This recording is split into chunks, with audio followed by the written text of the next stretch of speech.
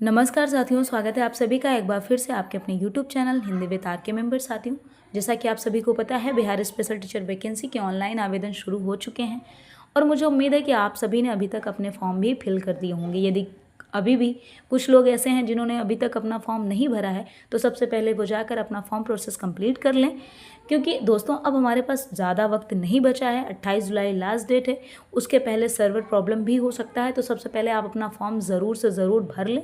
दोस्तों, अब बारी है तैयारी की। बिना किसी देरी के अब आपको अपने एग्ज़ाम की तैयारी में लग जाना चाहिए। ये अलग बात है कि आप में से कई लोग ऐसा सोच रहे होंगे कि एग्ज़ाम पता नहीं कब होगा, क्योंकि बिहार में चुनाव है। ये सब सोचने का समय नहीं है दोस्तों, आपको सिर्फ अपनी परीक्षा की तैयारी में जुट जाना चाहिए। बिहार सरकार कभी भी आपका एग्ज़ाम करा सकती है। संभावना यह है कि आपका अगस्त लास्ट और सितंबर में परीक्षा हो जाएगा। तो दोस्तों, अब आपकी जब वैकेंसी आ गई है और आपने फॉर्म भर दिया है, तो अब आपको इन चक्करों में बिल्कुल नहीं पड़ना चाहिए। मेरी मानिए तो सिर्फ आप तैयारी में लग जाइए।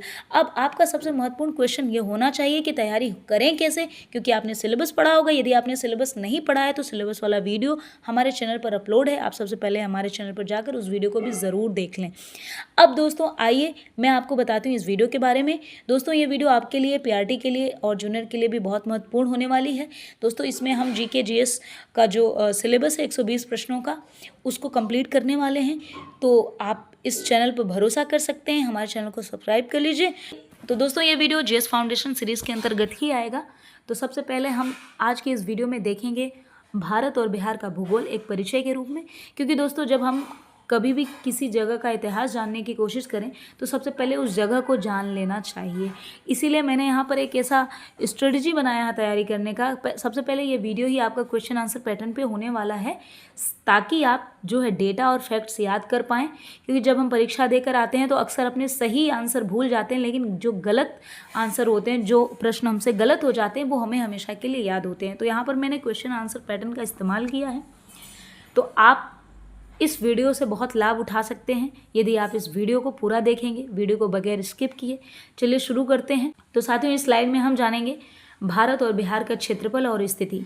तो यहाँ पर आप देख रहे होंगे हमारा क्वेश्चन नंबर 1 है, भारत का कुल क्षेत्रफल कितना है। जी हाँ दोस्तों, यह डेटा, यह फैक्ट आपसे कई परीक्षाओं में पूछा जा चुका है।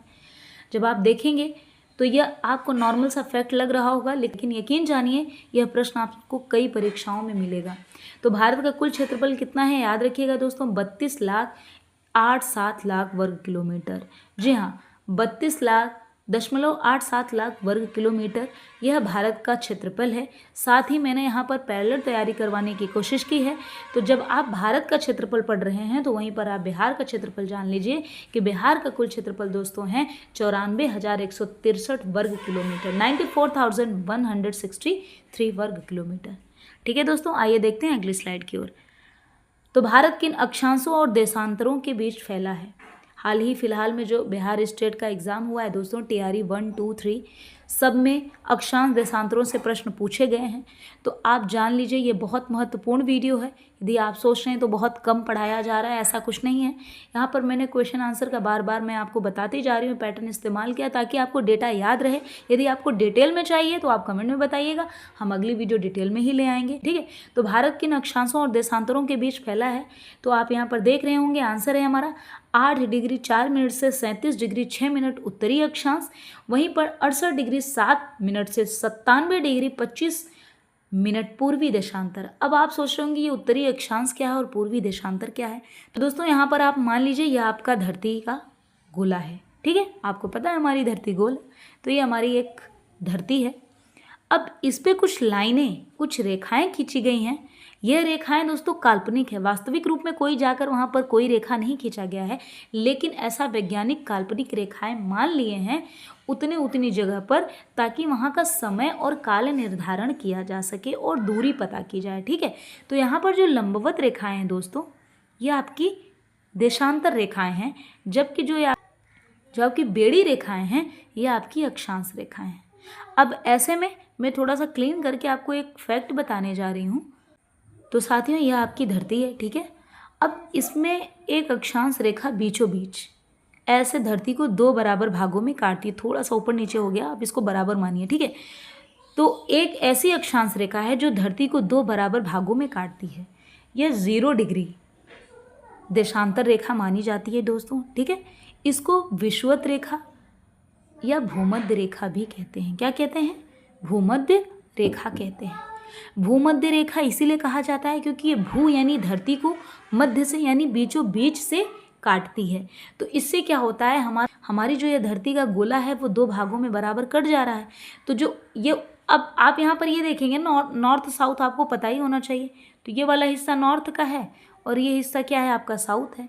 तो जो ये आपका भारत है ना, जो आपका ये भारत है वो कहाँ पर है दोस्तों? मैं दूसरे कलर का इस्तेमाल कर लेती हूँ, ठीक है। तो ये जो आपका इंडिया है ना वो ये नॉर्थ में है, नॉर्थ अक्षांश में, ठीक है। ये कहाँ है? उत्तरी अक्षांश में है। अब आप कहेंगे ठीक है हम जान गए ये उत्तरी अक्षांश में है, लेकिन ये कैसे माने कि ये पूर्वी देशांतर में है?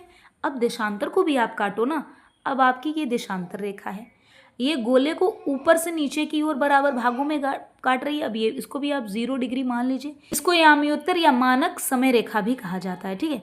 तो ये जो 0 डिग्री देशांतर रेखा है यह धरती को क्या कर रही है? बराबर काट रही है ना, लेकिन किन हिस्सों में काट रही है?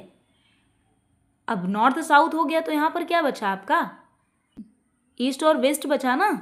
तो ये आपका ईस्ट वाला एरिया हो गया और ये आपका वेस्ट वाला हो गया। तो ये आपका क्या है? धरती है। अब आपने एक रेखा खींची, क्या थी वो? आपकी देशांतर रेखा। दूसरी आपकी अक्षांश रेखा। ये दोनों वही 0 डिग्री रेखाएं हैं अपने अपनी जगह से, ताकि ये दोनों क्या कर रहे हैं? गोला को क्या कर रही है? धरती को क्या कर रहे हैं? बराबर भागों में काट रहे हैं। तो साथियों ऐसे में आपका जो भारत देश है वो यहाँ पर है।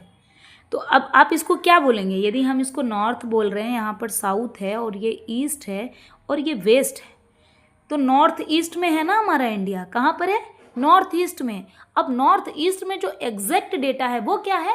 8 डिग्री 4 मिनट से 37 डिग्री 6 मिनट उत्तरी अक्षांश, ठीक है। और पूर्वी देशांतर क्या है? 68 डिग्री से 7 मिनट से लेकर 97 डिग्री 25 मिनट पूर्वी देशांतर में, ठीक है। आपको समझ में आ गया होगा। यदि आपको अभी भी कोई डाउट होगा तो कमेंट बॉक्स में ज़रूर बताइएगा, ठीक है। तो आइए अब हम इसी प्रकार समझ लेते हैं कि बिहार किन अक्षांशों और देशांतरों में स्थित है। तो याद रखिएगा 24 डिग्री 20 मिनट से 27 डिग्री 30 मिनट उत्तरी अक्षांश और 83 डिग्री 19 मिनट से 88 डिग्री 17 मिनट पूर्वी देशांतर, ठीक है। याद रखिएगा, बहुत महत्वपूर्ण डेटा है। आपको अभी भी कोई कन्फ्यूजन, कोई डाउट होगा तो कमेंट बॉक्स में ज़रूर पूछिएगा, ठीक है दोस्तों। आइए देखते हैं अगली स्लाइड की ओर। तो अब दोस्तों इस स्लाइड में हम देखेंगे सीमाएं और विस्तार। इससे पहले हमने अवस्थिति जाना। तो हमारा क्वेश्चन 5 है, भारत का उत्तर दक्षिण विस्तार कितना है? यानी ये जो उत्तर से दक्षिण की लंबाई है इसको यदि हम किलोमीटर में नापें तो कितने किलोमीटर तक हमारा भारत देश फैला हुआ है, ठीक है। इसी को हम उत्तर से दक्षिण विस्तार कहते हैं। तो यह टोटल कितना है दोस्तों? यह है आपका 3214 किलोमीटर, यानी 3214 किलोमीटर। याद रखिएगा, बहुत महत्वपूर्ण डेटा है, ठीक है। आइए हमारा क्वेश्चन नंबर 6 है कि भारत का पूर्व पश्चिम विस्तार कितना है। जब आपने उत्तर से दक्षिण देख लिया तो अब आपको पता हो जाना चाहिए कि हमारा ये जो पूर्व से पश्चिम है यह कितना है। तो यह है आपका 2933 किलोमीटर। यह भी बहुत महत्वपूर्ण है। अब यहीं पर हम समझेंगे बिहार का उत्तर दक्षिण विस्तार कितना है, यानी यह है आपका बिहार। तो दोस्तों यहाँ पर जो बिहार की ऊपर से नीचे वाली लंबाई है, यानी अगर हम इसको मान लीजिए ये बिहार है तो इसकी जो उत्तर से दक्षिण विस्तार है वह जाने कितनी है और पूर्व से पश्चिम कितना है। तो यह भी हमारे लिए बहुत इंपॉर्टेंट डेटा है। तो अभी हम इसमें देख रहे हैं उत्तर से दक्षिण जो है 345 किलोमीटर और पूर्व से पश्चिम क्या है 483 किलोमीटर। यह है हमारे बिहार की। एक बार फिर से याद रखिएगा कि बिहार का उत्तर से दक्षिण विस्तार है 345 यानी 345 किलोमीटर। बिहार का पूर्व से पश्चिम विस्तार है 483 किलोमीटर यानी 483 किलोमीटर, ठीक है। चलिए देखते हैं अगली स्लाइड की ओर। अब बहुत महत्वपूर्ण यह है कि भारत किन देशों से सीमा साझा करता है। कई बार कई परीक्षाओं में पूछा गया है दोस्तों, तो याद रखिएगा पाकिस्तान, चीन, नेपाल, भूटान, बांग्लादेश, म्यांमार और अफगानिस्तान। कुल कितने देश हुए आपके? 7। तो हमारा जो भारत देश है वो 7 देशों से अपना सीमा साझा करता है। वहीं पर बिहार आप देख लीजिए कि बिहार किन राज्यों और देशों से घिरा है। तो बिहार सबसे पहले यहाँ पर आप मैप में देखिए नेपाल, यानी इसकी बाउंड्री नेपाल से एकमात्र देश नेपाल से लग रही है। जबकि जो राज्य, इसको 3 राज्य बिहार राज्य से अपना सीमा साझा करते हैं। वो राज्य कौन कौन से हैं? आपका उत्तर प्रदेश है, झारखंड है, पश्चिम बंगाल है और झारखंड है। कुल मिलाकर आप अगर ऐसे भी देखें तो उत्तर में नेपाल है, दक्षिण में झारखंड, पूर्व में पश्चिम बंगाल और पश्चिम में क्या है? उत्तर प्रदेश। ठीक है, तो ये बहुत महत्वपूर्ण तथ्य हैं दोस्तों, आपसे प्रश्न पूछे जाएंगे एग्जाम में। ठीक है, तो याद रखिएगा। आइए दोस्तों, आज की इस वीडियो में हमने जानबूझकर मात्र 10 ही प्रश्न लिए थे ताकि आपको पढ़ने और समझने में आसानी हो। जल्दी मिलते हैं हम अपनी नेक्स्ट वीडियो में डिटेल के साथ। तो आपको ये वीडियो कैसी लगी कमेंट बॉक्स में ज़रूर बताइएगा और चैनल को लाइक शेयर सब्सक्राइब ज़रूर करिएगा। धन्यवाद। जय हिंद।